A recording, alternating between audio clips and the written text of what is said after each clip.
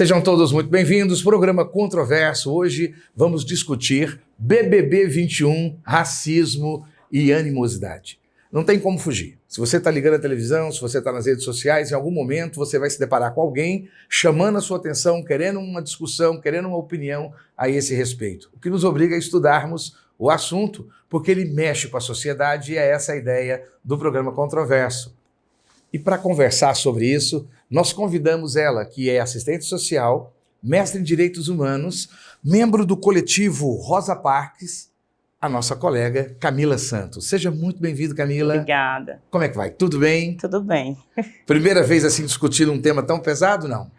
Então, assim, a gente tem o costume de discutir, né, vários temas que estão aí na agenda da sociedade, só que, assim, um tema que está, digamos assim, no auge, né, no momento do auge, é a primeira vez. Me sinto um pouco nervosa, assim, de fato, né? E nesse momento que está todo mundo também em isolamento social, né, todos os olhos e ouvidos estão voltados, né, para as pautas que estão sendo levantadas no BBB e nas redes sociais, né?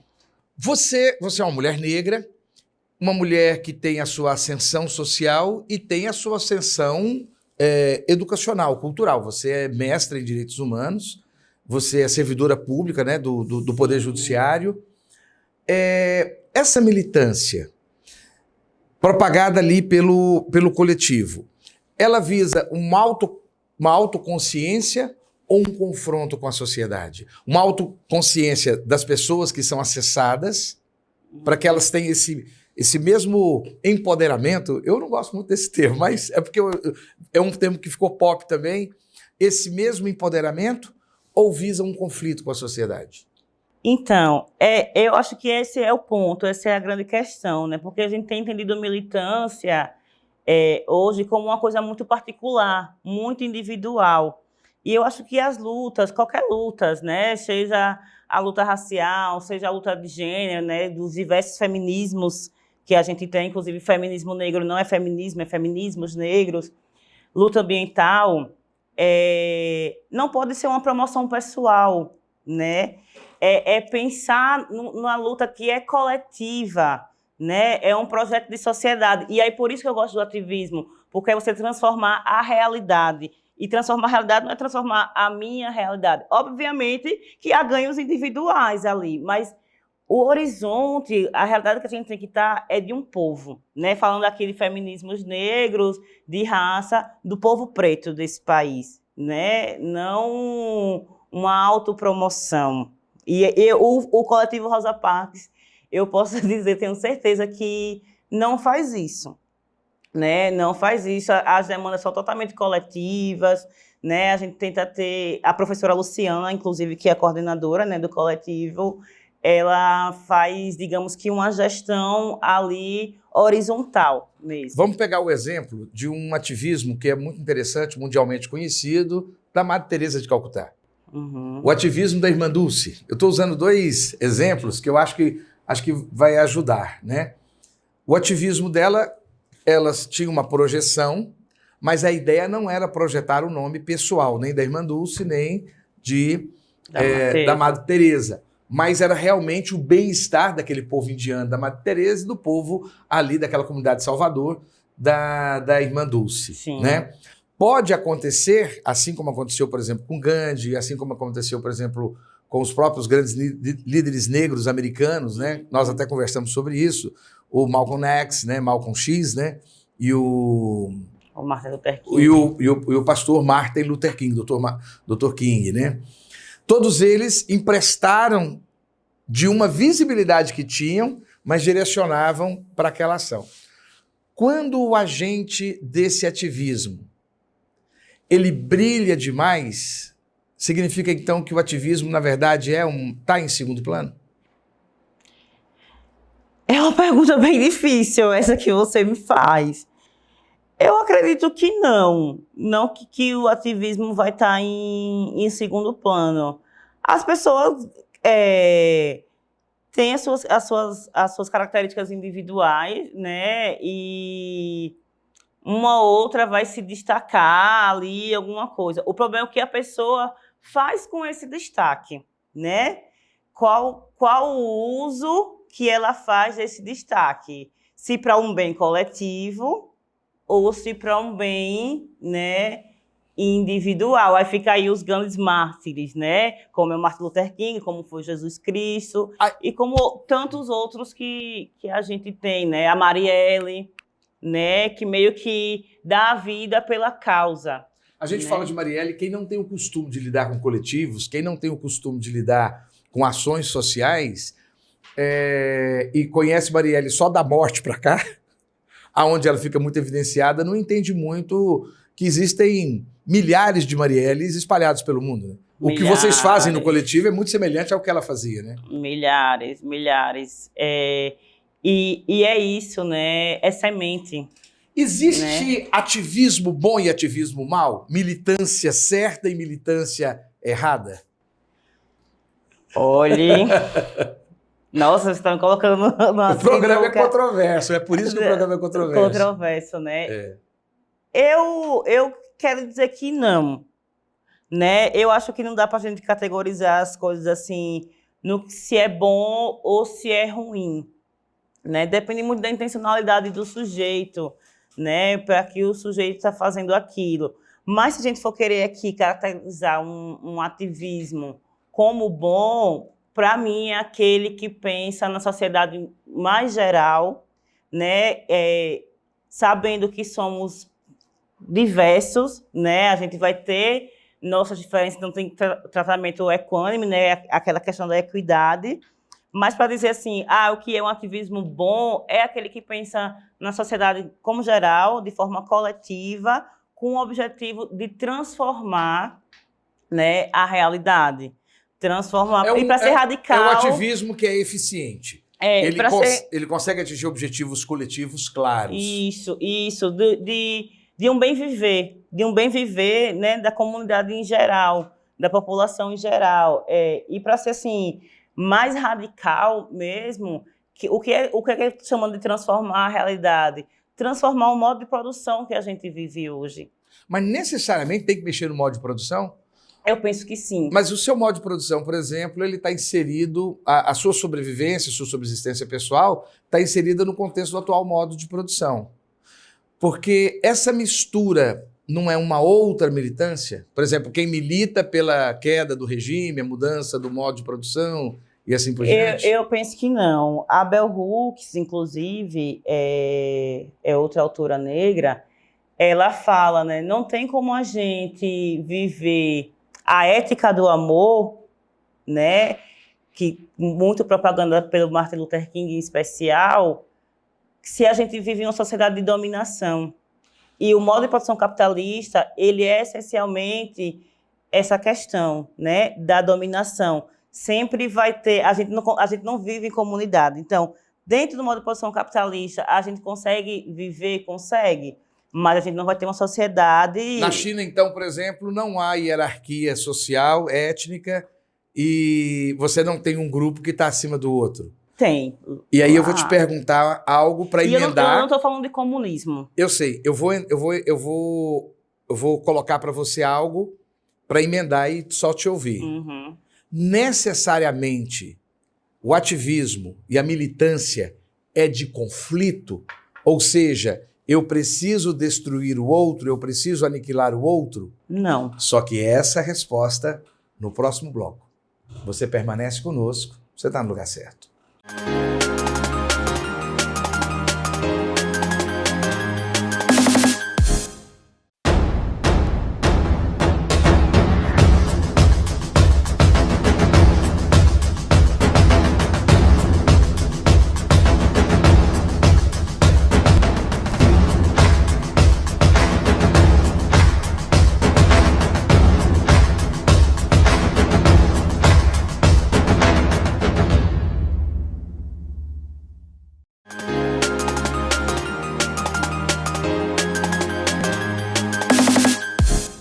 De volta ao programa Controverso, nosso tema BBB 21, militância e animosidade. E conosco, a nossa assistente social, mestre em direitos humanos, Camila Santos. Tudo bom, Camila? Tudo bem. Vamos continuar o embate, o fight. Eu te perguntei, nós estávamos conversando, né, e você disse que, que é muito importante que exista a mudança do modo de produção. Nós estamos falando aqui do modo de produção que existe no Brasil hoje, é capitalista, Sim. e você disse que não necessariamente precisa ser para o comunismo, mas que alguma coisa precisa ser mexido. Como eu acho esse tema muito abrangente, eu vou voltar para a questão do ativismo e da militância e te perguntar, que é a pergunta que eu deixei no outro bloco. Necessariamente, o ativismo, independente se é um ativismo feminista, um ativismo da diversidade LGBT, por exemplo, ou um ativismo religioso, né? Ou qualquer tipo de ativismo, esse que é o mais está presente hoje, que é da questão do racismo, o ativismo necessariamente é de conflito.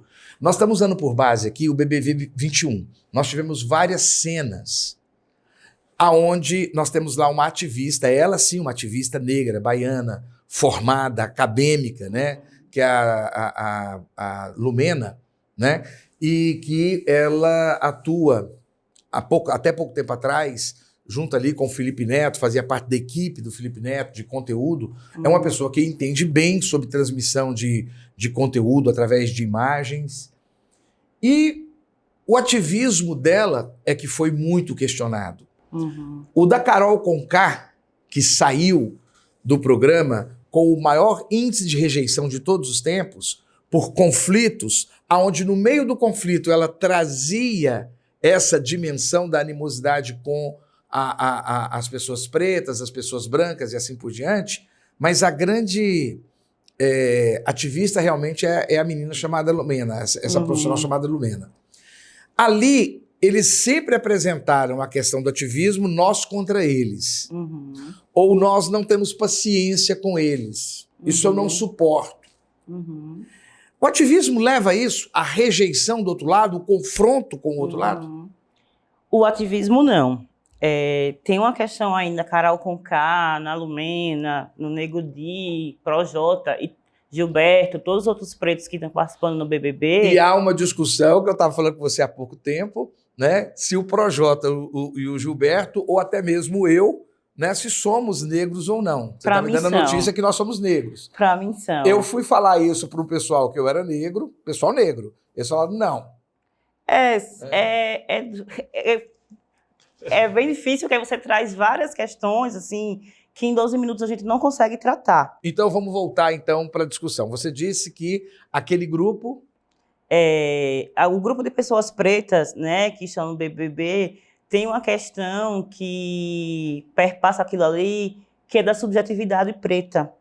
Né? O Frantz Fanon, ele vai tratar isso, né, no livro dele, Peles Pretas, Máscaras Brancas. Então, a população preta, em geral, ela apresenta um adoecimento, né, mental, assim, e às vezes comportamental, de personalidade, que advém dessa ferida narcísica de ser preto, dessa ferida narcísica da dominação. Por que ferida narcísica? O narcisismo, como uma ferida pode ser narcísica? Porque o racismo, a população preta, ela tem também um racismo que está interno. Que fere a autoimagem, a beleza daquilo que eu sou, a grandeza do que eu sou. Que é o que a gente chama de auto-ódio, né? Que a gente vai chamar de auto-ódio. Mas para responder a sua pergunta... Essa ferida macula a imagem excelente que eu tenho de mim mesmo. Mais ou menos por aí. Tentando me trazer uma imagem por aí. ruim, É fraca. O que eu falei, né? Vários temas, a gente pode estar discutindo aqui. Ali são vários temas. A gente pode falar sobre subjetividade, enfim. Mas para responder a pergunta, né? Para tentar ser o mais objetiva possível, a militância, ela tem que ser uma militância agressiva, né? A militância de Lumena ou de Carol Conká, né? Isso que estão chamando de militância, foi agressiva, a militância é agressiva? Não. A minha resposta é não. A Bell Hooks, né? Ela traz, e até esse texto que eu tenho aqui, que é O Amor como Prática da Liberdade, e ela fala nisso, numa ética do amor, né? E política, né? tá ali no fronte, nas lutas, né, cotidianas, política é uma relação nada mais nada menos que de conflito e cooperação, né? Horas você vai avançar, horas você vai esperar, você vai observar, né? Você tem que ter aquela arte da guerra, né, ali, de conhecer, até a Bell Hooks fala isso também, de conhecer o seu inimigo. Mas precisa ser agressivo? Não, mas há momentos que você tem que ser mais contundente, há momentos que não. E eu acho que eu não estou aqui e não cabe a mim, eu acho que é uma avaliação muito pessoal também, que a própria Lumena, a própria Carol Conká, o Negro Dia, enfim, outros, tem que fazer, né? Eles estão sendo vistos ali, né, o tempo todo, e a gente, essa cultura, né, que é outro tema que estão falando, da cultura do cancelamento e tal, gente, somos humanos, todo mundo erra, todo mundo tem o direito de errar, todo mundo tem o direito de estar num momento ruim da vida. Você acha que essa rejeição, Nego Di, Lumena e Carol, por conta da contundência, e que eu já estou vendo a respeito do Projota, que está sendo visto meio como um mago do mal, porque manipula e etc. Ele realmente é um homem muito inteligente, ninguém faz aquela conjunção de ideias e pensamentos. Muito inteligente. Extremamente inteligente, ele tem essa... Mas engraçado que os vilões todos são exatamente os negros. Você acha que um pouco dessa rejeição tem um pouco a ver com esse racismo estruturado? Eu penso que sim, a gente estava vivendo um momento... Porque, né, o Projota não está ali dentro mexendo com militância. O Gilberto, que é um homossexual, nordestino, doutor em economia, um gênio. Você pode ver que ele fala com tranquilidade enorme, mesmo com a linguagem pop, né, uma pessoa divertida e tudo mais, que é um dos que mais está tendo, inclusive, repercussão nas redes sociais. Ele mesmo fica perdido na discussão de ativismo e etc. As grandes personagens são a Carol e a Lumena, mas tirando o Gil, esses três que são mais contundentes estão rejeitados. Os quatro, né? O Nego Di, inclusive, já pegou o caminho de rua. Isso, a Carol e a Lumena... O Lucas também pegou o caminho da rua. Do pouco que eu assisti ali, as pessoas estão reduzindo também a militância, o fato delas serem mulheres pretas. Eu não vi em nenhum momento do pouco que eu assisti elas levantarem pautas do movimento ali, levantar debates. Então, por que estão dizendo que elas são militantes e estão fazendo... Porque elas trazem, no meio do conflito, elas se escondem isso. atrás de um Ali, argumento. elas estão participando de um programa, de um jogo, e estão sendo são pessoas pretas. Essa questão que você traz, né, porque eles que estão levantando isso e tal. Ali, a Globo, a gente não pode tirar a Globo como inocente, né? Todos os participantes foram escolhidos a dedos, bem pensados. Eles não chegaram assim, esse e aquele. Não. É uma coisa, tem uma estratégia também de pensar para escolher. Nós podemos estar a nação inteira vivendo um roteiro pré-escolhido pela Globo. Isso. E esse roteiro seria... A Sara, a própria Sara, o TCC dela foi sobre BBB. Ela estudou comportamento dos campeões de BBB, estratégias das pessoas que ganharam para ganhar o prêmio. Entendeu? Então, é disso que a gente está falando. Então, a gente reduzir toda uma luta, né, e todo um debate em torno dos feminismos negros, da questão racial. A Carol Conká e a Lumena participando de um programa Big Brother que tem, né, tudo isso por trás, para mim, sendo bem sincera mesmo, é perda de tempo. Sabe? Eu acho que não é o ponto.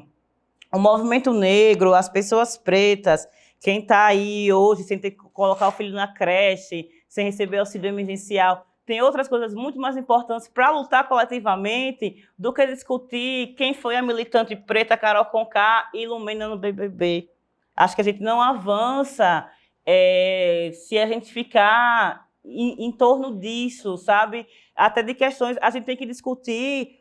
Acho que a gente tem que pegar ali e partir para discutir o adoecimento das pessoas pretas. Porque, para mim, o que Carol Conká e Lumena mostra é um adoecimento, né? Que as pessoas pretas vivenciam isso. E aí a gente trazer isso, aquela coisa que é individual delas duas, para o coletivo. Que esse ponto é aquilo que você disse no outro bloco, sobre a questão da subjetividade. Isso. A questão narcisística, como é que é o termo da mesmo? ferida, né? Ferida narcisística. Deixa eu tocar nesse ponto para a gente fazer o nosso encerramento. Você sabe que a Lumena, apesar que o ponto que me fez convidar você e colocar esse tema foi a saída da Carol, que foi o grande ápice do confronto, porque a natureza pessoal da Carol é de confrontar. Mas você sabia que a Lumena está sendo processada no Rio de Janeiro e num outro estado por um deputado? Num outro estado por um deputado por racismo, e Tami Miranda, que é filho da da Gretchen, né? Que foi transexual, não é isso? Que fez a mudança de gênero, também entrou por conta também de racismo no Rio de Janeiro. E o que eles alegam é que a fala da Lumena para com a, parece-me, Carol Dias, que é uma loirinha, nossa, essa branquitude sua está fedendo, tá, alguma coisa nesse sentido, né? E ela fala coisas muito ruins. A pergunta é, existe racismo nessa indisponibilidade pessoal da Lumena para com uma menina loirinha, Barbie, que representa a oposição de tudo aquilo que ela defende? Não. A Lumena, eu vou tentar continuar na linha do que eu estava falando, assim, a Lumena, e para chamar de militante, e aí eu chamo de militante mesmo, ela é uma militante cansada. A Lumena, ela está cansada de marchar, ela está cansada de falar e não ser ouvida. Soldado ferido. A Lumena, ela tem um currículo imenso. E onde é que ela está? Porque a Lumena, né, não é uma grande, né, professora universitária hoje. Onde é que está o erro aí? Então, a Lumena está cansada. Não existe racismo reverso. Isso de racismo reverso é uma falácia e só aponta Só quando... para explicar para o telespectador e para o internauta, o racismo reverso é aquele racismo devolvido pela minoria que originariamente é oprimida, então ela passa a ter esse mesmo sentimento para com aquele que o oprime. Isso, né? Ou seja, o negro começa a oprimir o branco. Por que não existe o racismo reverso? É o que dizem, né? Reverso? Que é o branco, o preto oprimir o branco. Ele não existe porque não tem relação de poder. Não está estruturado, não tem essa relação de poder, de dominação, né?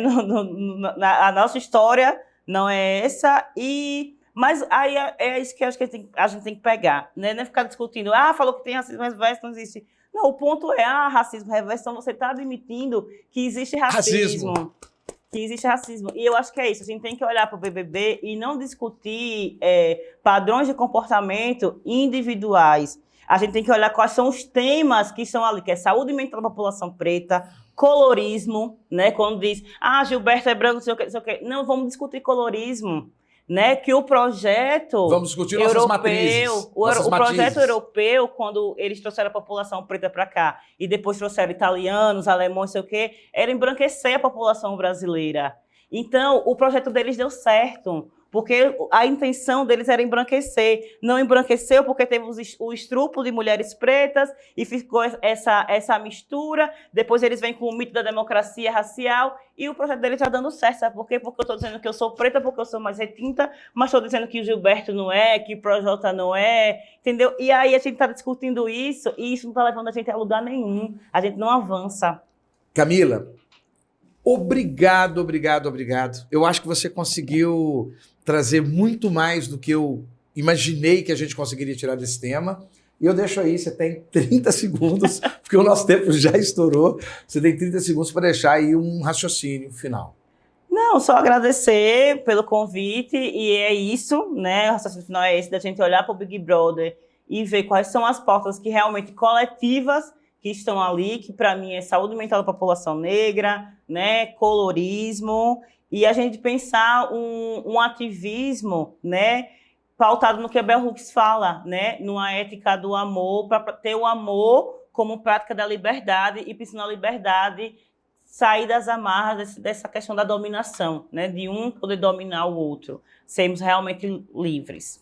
É isso. Muito obrigado e você permanece conosco, você está no lugar certo.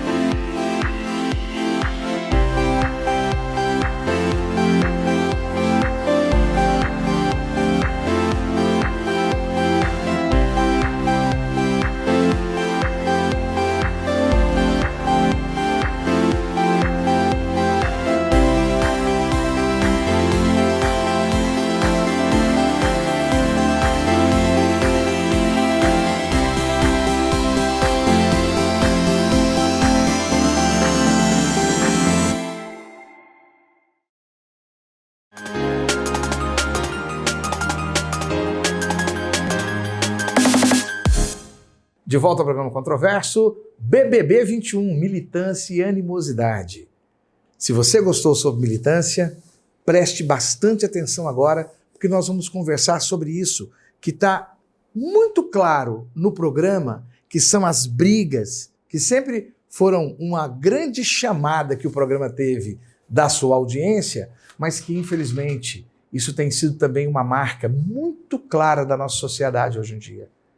A falta de capacidade de ouvir o outro, principalmente agindo de maneira transgressora, de maneira agressiva, com excesso de animosidade, é o que vai nos explicar ela que é psicóloga, Ana Paula Ribeiro Gomes. Seja muito bem-vinda. Muito obrigada, viu, Dr. Giovanni, pela oportunidade, pelo convite em estar aqui falando sobre esse assunto. Você é psicóloga que está na frente de combate da Covid, né? Você está lá no HMAP e no HCamp. Como é que tem sido essa experiência? É uma experiência de grande amor, desafio e sofrimento. A gente não pode tirar a questão do sofrimento que existe pelas famílias que acabam se desmanchando, mas o amor que a gente entrega ao paciente. Ana, eu sei que você é uma profissional altamente qualificada. Você tem pós-graduação em psicologia... Da saúde hospitalar. Da saúde hospitalar. E o outro que eu gosto mais, né? Que é avaliação psicológica. Avaliação psicológica. Porque isso tem muito a ver com o tema que eu vou abordar agora com você. Mas antes eu tenho uma pergunta de cunho pessoal. Ana, eu sei que você é uma profissional altamente qualificada, com 2 pós-graduações, especialidades na área de psicologia aplicada à saúde, na área de avaliação psicológica, que é aquilo que nós vamos discutir sobre animosidade. Mas eu queria te perguntar, você me parece uma moça assim, muito, muito delicada. E apesar que a gente percebe que não, você, opinião forte, etc. Mas quando você se apresentou para o trabalho, você imaginava que ia ser tão bruto? Acho que ninguém imaginava como seria essa luta com a Covid, né? Em nenhum momento passava, acho que na cabeça de nenhum profissional, médico, fisioterapeuta, fono, nutricionista, psicólogo, como que seria esse trabalho? Musicoterapeutas, eu quero defender minha amiga Elvira Alves, um abraço para você, Elvira. E como é algo muito novo, né? Praticamente ninguém viveu uma pandemia há muito tempo. Então, a gente foi percebendo e construindo um manejo com o paciente, com o hospital, com a equipe. Pelo menos eu me sinto muito abençoada nos 2 lugares onde eu estou, com equipes maravilhosas. A entrevistada que eu tive antes de você é da assistência social, especialista em direitos humanos e vai agora fazer mestrada em direitos humanos e está em doutorado de antropologia. E ela me trouxe aqui algo muito bacana no final da entrevista. Nosso tópico aqui é analisar a militância, que ela chama de ativismo, que é o nome certo, correto, ativismo, e eu chamei você, psicóloga, para conversar sobre essa animosidade do programa BBB. Ela termina dizendo, Giovanni, é de uma besteira tão grande, é de uma insignificância, de um tamanho, eu assisto, é interessante, é gostoso, diverte, né? A gente libera a mente da gente, mas é de uma desimportância, que as pessoas estão jogando para cima para fazer uma análise, sendo que nós temos problemas reais que exigem o ativismo que a doutora Camila faz com um coletivo de feminismo negro. Giovanni, mulheres que estão passando fome com seus filhos e estão saindo para a rua e com violências múltiplas e despossuídas, desprestigiadas e etc., que o BBD se torna... Mas é isso que eu quero fazer, eu quero mostrar pessoas que às vezes a gente está se entregando a debates, sendo que reflete sim alguma coisa da sociedade, mas há coisas muito mais importantes para olhar. Eu te chamei, Ana, para a gente conversar um pouco sobre animosidade dentro desse espectro do BBB. Mas eu não posso perder a oportunidade de te perguntar como é essa animosidade nesse ambiente que você está convivendo do trato de frente de trabalho da Covid? É uma luta imensurável, né? Existe o paciente que ele vai chegar mais com uma hostilidade, né? Mais agressivo diante do que está acontecendo. Que é a morte da pessoa que ele ama, porque se ele levou ali é porque ele ama, né? Sim. Ninguém vai lá, passeio, estava na rua, resolvi trazer. Assim como no momento onde você vai conversar com ele e informar sobre o óbito, né? E muitas vezes a pessoa ela não percebe, ela responsabiliza a equipe, né, pela morte da pessoa, por ela ter sido contaminada pela Covid, e não o fato dela ter desrespeitado o isolamento, o distanciamento, essa quarentena. As pessoas não conseguem se enxergar nesse momento? Não, muitas vezes... Tipo assim, aquela sensação, nossa, meu Deus, foi nós que fizemos aquela festa, por isso que ele morreu? Exatamente. Ele vai culpar a fila de espera, a ambulância? Ele vai culpar a equipe que não cuidou o suficiente da pessoa, que não era Covid, que o Estado declara tudo como Covid, e não vê, né, o dia a dia que a gente passa, o sofrimento que a equipe passa junto, porque a gente sofre com um paciente que não consegue respirar. A gente sofre quando a gente vê uma UTI lotada e tendo pacientes que precisam estar lá. São razões reais para que a emoção ela se levante, se ela aflore. E por que ela, quando aflora, ela vem de forma tão agressiva? Muitas vezes a pessoa ela não quer entender e internalizar a responsabilidade dela. Ou talvez entendeu, não quer assumir. Também. E às vezes eu entendi, é muito mais fácil eu culpabilizar o outro. Eu jogar para o outro tudo aquilo que eu gostaria de falar para mim mesmo. Eu sou o culpado pela morte do meu familiar. Essa é a projeção? Sim. Esse espelhamento, vezes, né? Muitas vezes acontece dessa forma. Ana, você acha, da sua experiência de vida, e profissional, e acadêmica, que isso que se vive ali no hospital de urgências, no hospital de campanha, seria um máximo de pressão? Enorme. Você vê hoje a falta, né, que a gente tem de leitos e as pessoas ainda sem essa conscientização. Mas a pressão do que fazer. A pressão que eu digo em relação à pessoa que explode animosidade de forma agressiva e trazendo exatamente isso que você diz, muito do seu conteúdo pessoal e jogando a culpa para o outro. Você acha que é uma pressão máxima que um ser humano pode passar, o paciente, os médicos e etc., que justificaria essa forma de exteriorização de forma animosa, agressiva? Sim. Acredito que o fato da pessoa estar no auge do medo, da insegurança dela, ela pode acabar, sim, explodindo e agindo e articulando de uma forma muito agressiva. A gente nunca viveu isso, mas a senhora acha que compatível com isso talvez só a guerra? Só uma guerra como essa que tem na Síria, todo dia, toda hora, sem nada, sem saber e etc. A gente vive isso dentro do hospital. A gente está no auge do caos e do cansaço. Tem esse estouro também entre colegas? Pelo menos eu não vivenciei, nunca vivenciei. Mas não posso dizer que não possa acontecer. É um trabalho pesado para vocês da área de psicologia, que vocês têm que cuidar tanto da equipe, quanto do paciente e quanto da família. Agora vamos para onde eu quero ir.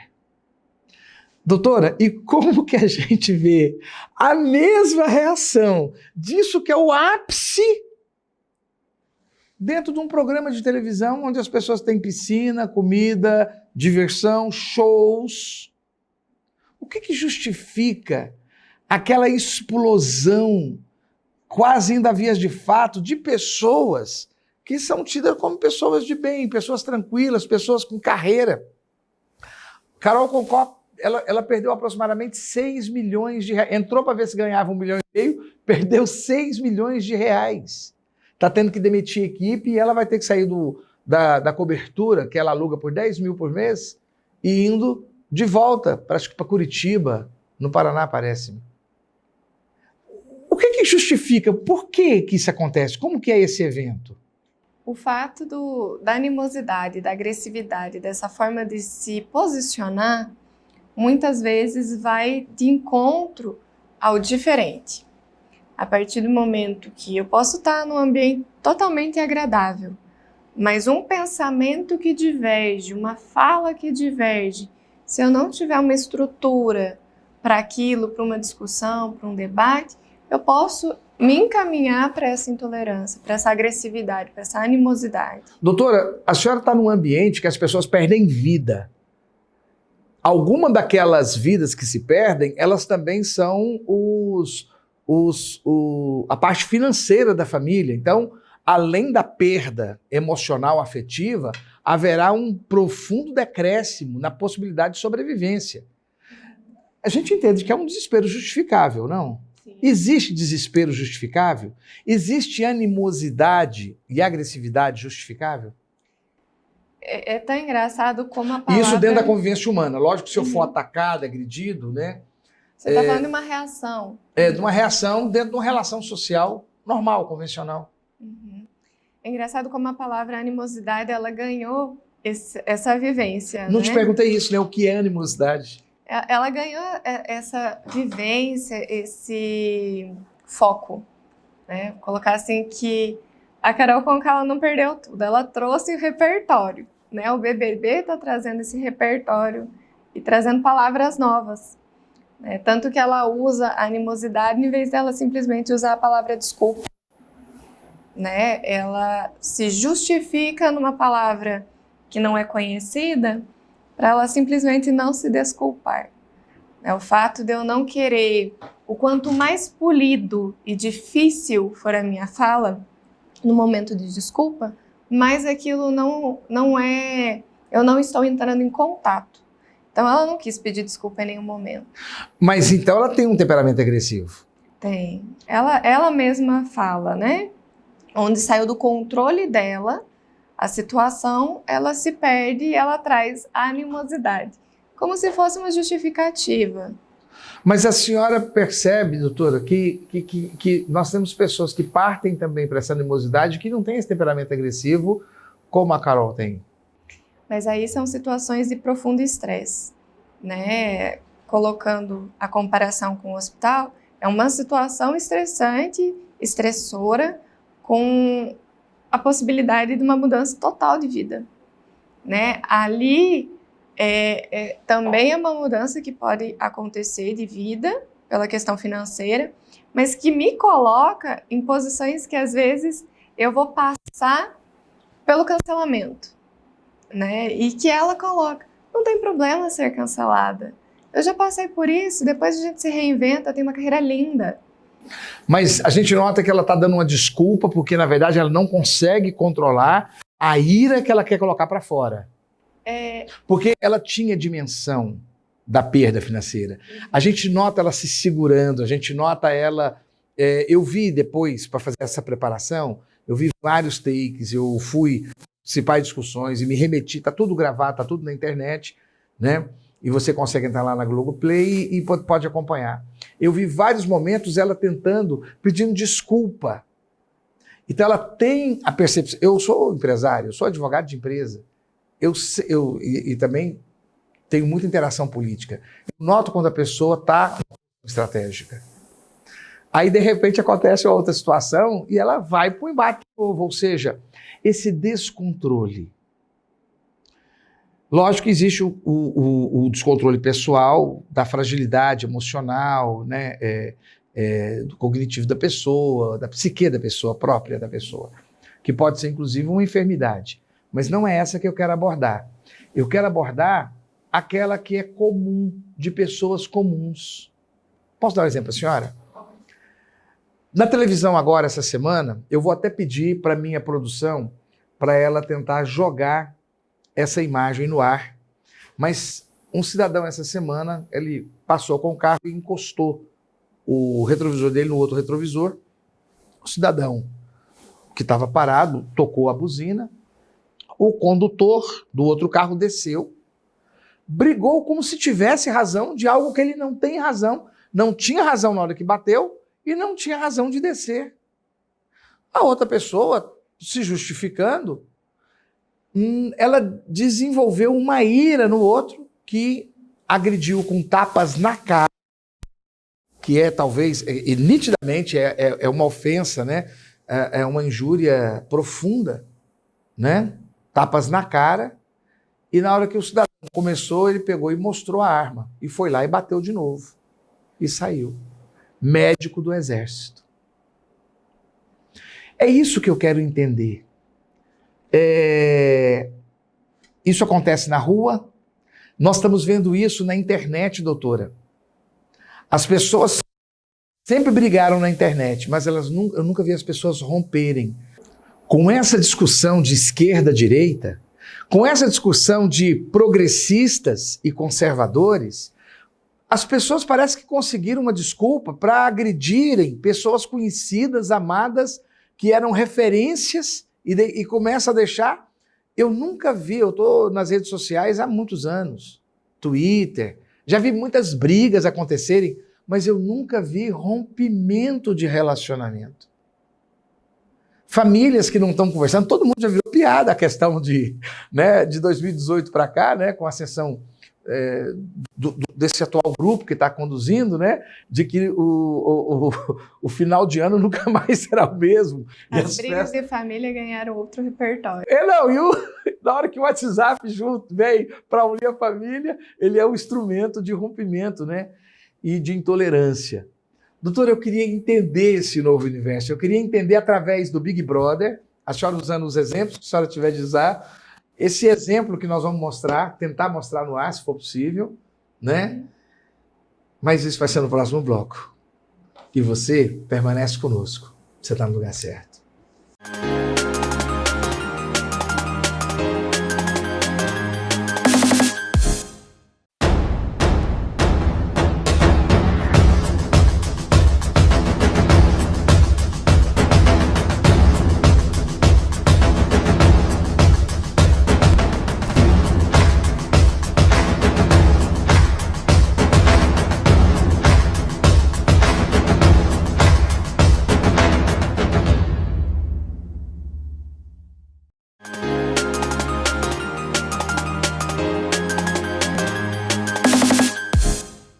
De volta ao nosso quarto e último bloco. Conversamos sobre BBB 21, militância e animosidade, e agora com a nossa psicóloga Ana Paula Ribeiro Gomes. Ana Paula, eu fiz uma pergunta no final do outro bloco, que era exatamente essa questão dessa animosidade espalhada para tudo quanto é lado e nas redes sociais rompendo laços importantes, né? O que você pode me falar? O que está acontecendo com essa nossa sociedade? Por que isso está dessa forma? Acho que nós estamos acordando de um padrão de normose. Normose, ela foi colocada pelo Roberto Crema e eu achei incrível esse livro também. O que é normose? É essa patologia da normalidade, onde a gente achava tudo muito normal. É normal o cara estar armado e ele achar que ele pode enfrentar uma outra pessoa. É normal as pessoas se desentenderem na rua. É normal você ser assaltado em Goiânia. Era o famoso normal, a briga de marido e mulher, ninguém mete a colher, o cara espanca a mulher, etc. Não pode ser. Com várias piadas de mulher apanhando para poder manter o sossego do lar. Era uma normalidade. Isso. E nós estamos despertando sobre tudo isso. Hoje gera incômodo. Gera incômodo quando a gente vê no Big Brother um menino, né, como o Lucas, sofrendo tanto abuso e intolerância psicológica e não ser feito nada. Gerou uma mobilização social. As pessoas se incomodaram, mas elas não olham o que elas fazem. O programa, você acha que tinha que ter interferido na questão do Lucas? Porque a gente percebe, quem tem um pouco de experiência, da primeira vez percebia que ele não podia ingerir bebida alcoólica, né? Uhum. Mas a bebida alcoólica é o grande ingestor ali dos eventos, né? O Lucas, aparentemente, ele tem existe uma disfunção, não só do álcool, mas do comportamento. Às vezes, uma questão da terapia mesmo poderia auxiliá-lo de uma forma muito tranquila, até para ele se descobrir. Parece que ele estava muito afoito, né? Ele estava extremamente agitado e energético, e aquilo rompeu a ponto de você ver o menino calado, entristecido, né? Com um comportamento totalmente diferente do que ele vinha mostrando. Então, peraí, eu tô vendo nitidamente, as pessoas viram isso acontecendo. E por isso se mobilizaram. A Carol disse que aquela hora que ele está comendo e que ela vai em cima dele e o agride violentamente, só eles dois, não vou comer aqui, você fede e etc., é porque ele remetia ao pai dela, né? Uhum. Você acha possível? As pessoas feridas que não se tratam, elas ferem outras. Doutor, mas não tem um pouco a ver de poder, não? Eu vou machucar porque eu posso machucar? Sim. Eu tô tão irado, eu preciso descarregar isso em alguém, eu vou descarregar nesse aqui, porque esse aqui já é a Geni. Sabe, lembra da música? Joga Sim. pedra na Geni, vai, sabe? Porque ela é Geni, ela é feita para apanhar, ela é boa de cuspir, maldita Geni. Ele não virou a Geni da Carol ali, não? Virou a Geni da Carol e virou, infelizmente, o que as pessoas falam em questão do racismo. Diante dela, ela cometendo, ela agredindo ele de todas as formas, porque ele lembra do meu pai. Então era todo esse desejo. É uma justificativa que nem a animosidade em vez de desculpa, né? Sim.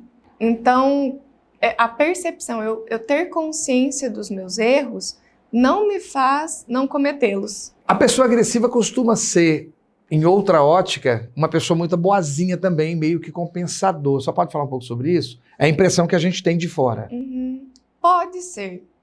Pode ser que em alguns momentos, dependendo do local como ela está, ela não sinta interesse ou até mesmo não se sinta à vontade de demonstrar agressividade.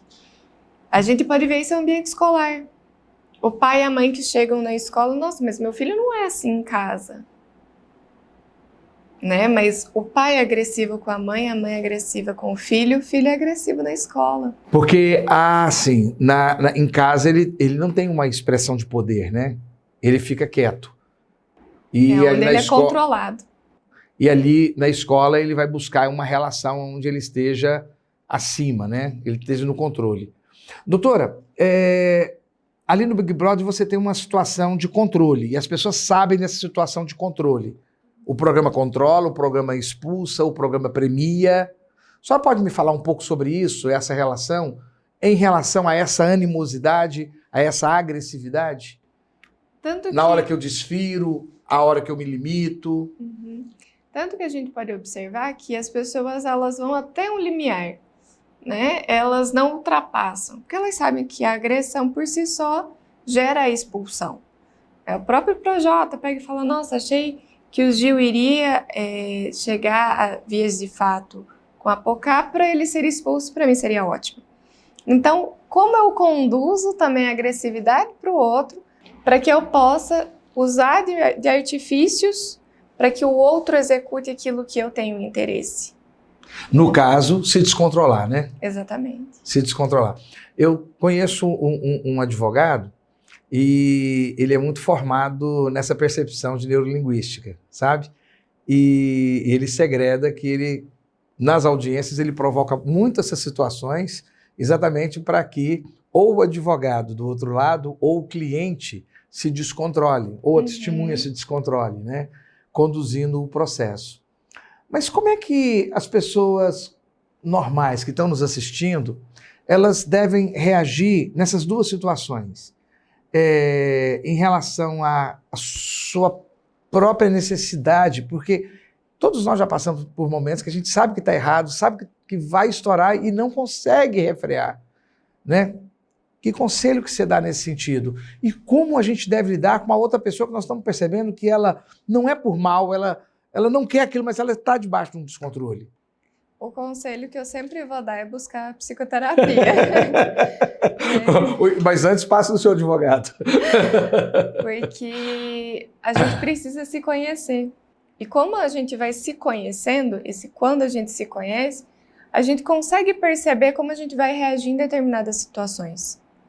Quando nós temos situações de extremo desconforto, conflito, pessoas, às vezes no próprio ambiente de trabalho, pessoas que promovem, né, esse estresse, onde a gente pode a qualquer momento, parece que a gente surta, né? Sai do controle de si e chega a agredir verbalmente as pessoas.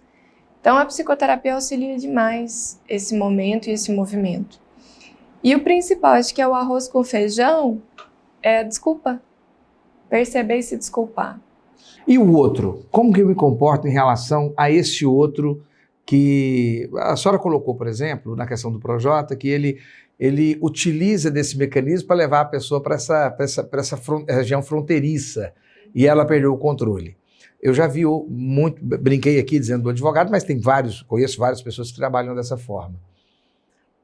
Como eu lido com aquela pessoa que eu percebo que está saindo? Não é uma maldade, não é uma guerra, é que ele não deu conta de se controlar mesmo. Eu aceito, calo a boca, me submeto. O diálogo, ele entra de uma forma tão favorável, às vezes de chegar e falar, olha, eu percebo em você essas atitudes, eu percebo que você promove isso, né? Às vezes a pessoa tem a própria consciência disso, e ela vai verbalizar, ou não. Eu né? sou de uma geração, e o meu tipo pessoal, eu tento baixar meu tom de voz e exijo respeito. Fulano, me respeita. Eu tento identificar para a pessoa os limites. Eu estou agindo corretamente ou eu estou afrontando mais ainda? Tem gente que se sente muito afrontado com isso. Mas é a forma que você identificou. Mas nunca ninguém peitou também não, doutora. Porque sabe? você Acho que se eu posiciona. construo bem isso. Se for ver uma questão corporal, você já enrijece o corpo, né? Já se coloca ali, peraí, me respeita, vamos começar de novo, vamos conversar. Você está se posicionando, você está falando assim, não, aqui não é assim. A gente pode ter esse desconforto de ideias diferentes. Mas me respeite. Mas respeita a minha opinião também. Doutora, eu sou professor, né? E muito da área de direito, ensinei muita advogada, mulher. Porque quando você pega um homem de 140 quilos, 1,70 m e 6 de altura, parece que é mais, 77 de altura, parece que é mais fácil, né? Não depende. Você pode ser magrinha, pequenininha, etc. Para tudo, pode falar para o juiz, para o promotor, para o delegado, para o cliente, me respeite. Esse me respeite parece simples, mas não é. Porque eu noto que as pessoas que não conseguem todo mundo respeita quando a pessoa se posiciona. O que eu percebo é que tem gente que não dá conta de pedir o respeito.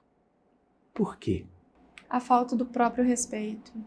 A pessoa que ela deixa ser invadida. É a pessoa que ela já não tem tanta baixa autoestima, a questão dela não ter esse acesso a si, a falta de confiança no que ela faz. Muitas vezes, no próprio hospital, às vezes, o familiar vem dessa forma agressiva. Então, pera, vamos conversar, eu sou profissional, sou psicóloga que está aqui, o que eu posso te ajudar? Né? Respira. Por isso que eu digo que no BBB, os conflitos são programados. Você não encontra no BBB pessoas que se acovardam. Todas elas estão prontas para o embate. Isso é selecionado a dedo. Mas na sociedade, de uma forma geral, as pessoas não são assim. Por que nas redes sociais, pessoas de uma forma geral, às vezes até covardes, criam tantas expressões, tanta força, tanto folguedo, tanta briga. E por que pessoas tão calmas se transformam tanto? Não pode ser por conta, antigamente se falava que era do anonimato. Porque agora há muitos controles e a pessoa não consegue ficar plenamente anônima. Então o que é? É o distanciamento? Ou é um personagem que a pessoa cria? O fato de eu não olhar no olho do meu adversário, oponente, amigo, me distancia. E eu posso fazer daquilo aquilo que eu quiser. Você sabe que no treinamento dos guerreiros antigos, uma das primeiras lições que se ensinava era agredir no olho. Inclusive, honrar o inimigo matando. Os gladiadores eram formados assim, o exército romano era formado assim. Você matava olhando no olho. Mas, na verdade, depois eu fui estudar sobre isso, não era em razão para respeitar o outro, era para que o medo de desferir o golpe fatal não afetasse o indivíduo. Existe essa questão, então? Sim, o contato visual é onde a gente se aproxima. Olha a minha dor, né? Olha a minha dor. Hoje, com o uso das máscaras, né? O hospital com tantos equipamentos, a gente só tem o olhar. É isso aqui que a gente mostra o tempo todo. Voltamos de novo para o hospital, né, doutora? Doutora, que riqueza a senhora trouxe para nós, para o meu programa. Espero que o telespectador internauta também tenha crescido, né?